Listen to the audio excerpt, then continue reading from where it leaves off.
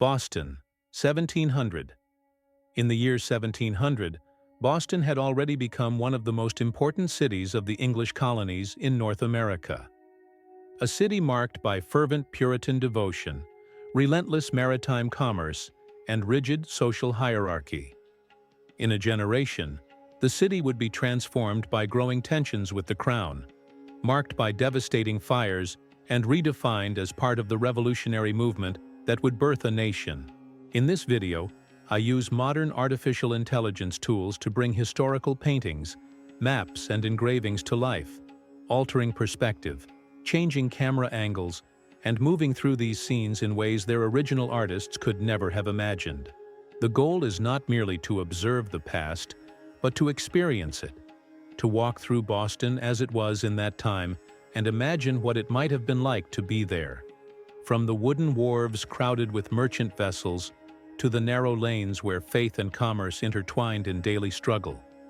And if you stay until the end, we will compare these same locations with their current appearance to see what time has changed and what still remains. The waterfront stretched along the harbor like a living organism, its wooden piers reaching into the gray Atlantic waters that connected this colonial outpost to the wider world.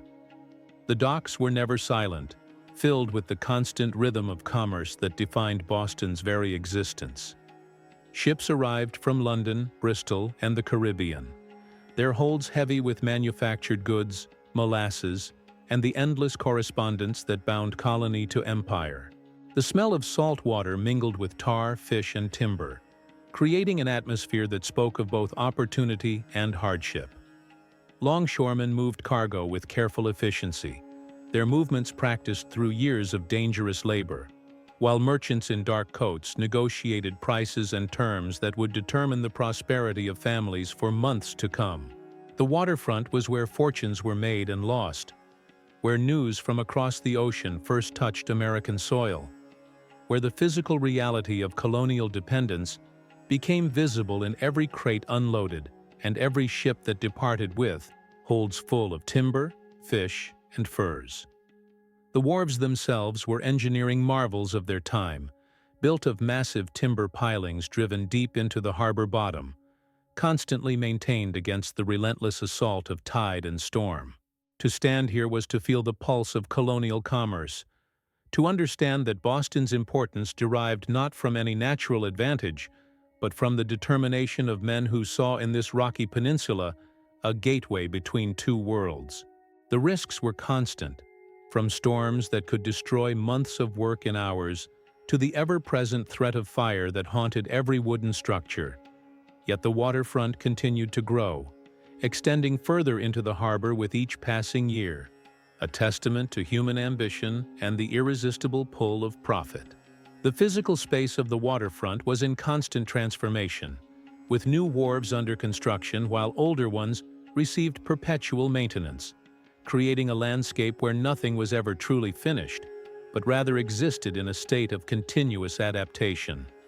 Merchants maintained counting houses near the docks, small wooden structures where ledgers recorded the intricate web of credit and debt that sustained colonial commerce. The movement of goods through this space followed patterns refined over decades, a choreography of loading and unloading performed by men who understood that their livelihoods depended on efficiency and care. In winter, when ice sometimes closed the harbor, the waterfront took on a different character, quieter but no less important, as merchants used the frozen months to plan for the coming season's ventures, to repair vessels and facilities, to prepare for the rush of activity that would return with spring thaw. From the waterfront, narrow streets climbed toward the center of town, where the townhouse stood as the seat of colonial government and commercial exchange. Built of brick in a land of wooden structures, it rose above the surrounding buildings like a declaration of permanence and authority. Here, the General Court met to debate the affairs of the Massachusetts Bay Colony, their decisions shaping lives from the coast to the frontier settlements far inland. The building's ground floor served as a merchants' exchange, where traders gathered to conduct business, share information about ships and markets, and form the commercial networks that sustained the colonial economy. Standing before the townhouse, one could observe the essential tension of colonial life, the attempt to maintain English identity and order in a place that was fundamentally different from the mother country. Royal officials and local merchants negotiated the complex relationship between imperial authority and colonial self-interest, between laws made in distant London and the practical realities of life in New England. Not far from the townhouse, King's Chapel represented another form of authority, though of a different nature entirely. In a city dominated by Puritan meeting houses with their plain walls and absence of ceremony, the Anglican chapel stood as a reminder of the established church, of royal patronage and hierarchical religion.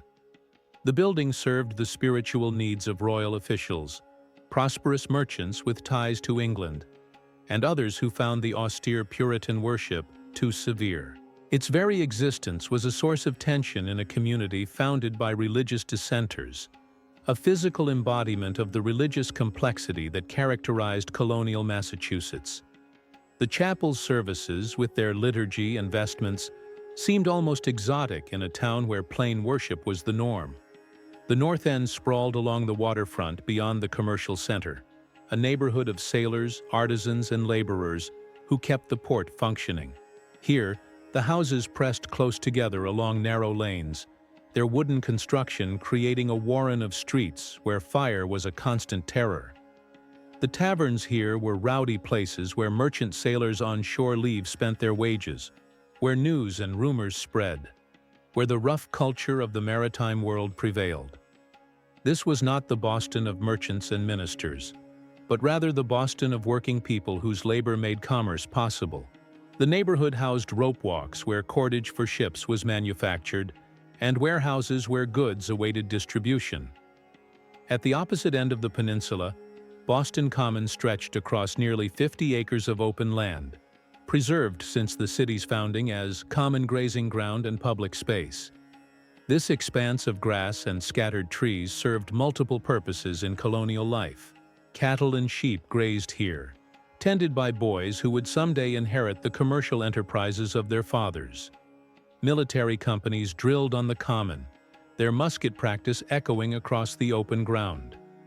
Public punishments were carried out here, visible reminders of the consequences of transgressing social and legal norms. Yet the common was also a place of simple recreation, where townspeople could escape the cramped streets and enjoy open space. A reminder that even in this commercial center, connections to agricultural life remained. The preservation of this land, resisting the pressure to develop every available space for profit, reflected both practical necessity and a deeper understanding that communities needed gathering places, spaces that belonged to everyone rather than serving the interests of individual property owners. In October of 1711, fire swept through the heart of Boston with a ferocity that transformed the city in a single night. Beginning in a house near the waterfront, the flames spread with terrifying speed through the wooden structures that crowded together along narrow streets. The townhouse, that symbol of civic order and commercial prosperity, was consumed by the inferno despite desperate efforts to save it. More than 100 buildings burned, leaving families homeless and merchants ruined.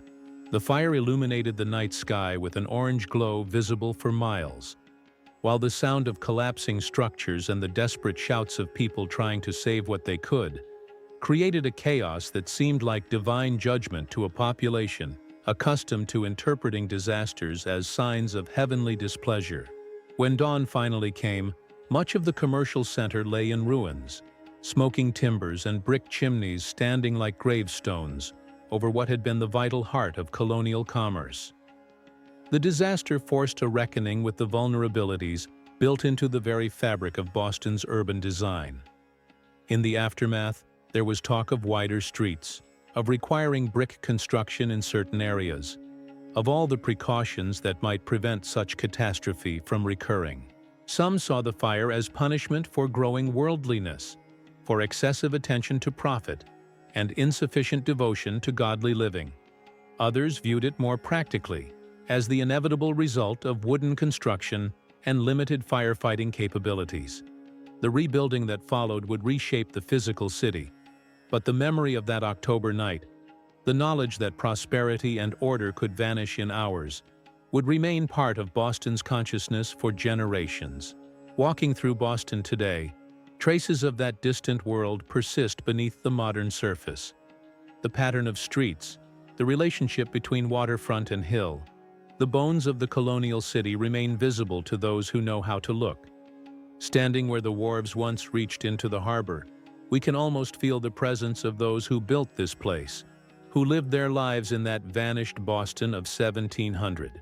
If this journey through time has stirred your curiosity about the layers of history beneath the cities we inhabit today, I invite you to continue exploring these reconstructed worlds and understand that the past is never as distant as we might imagine.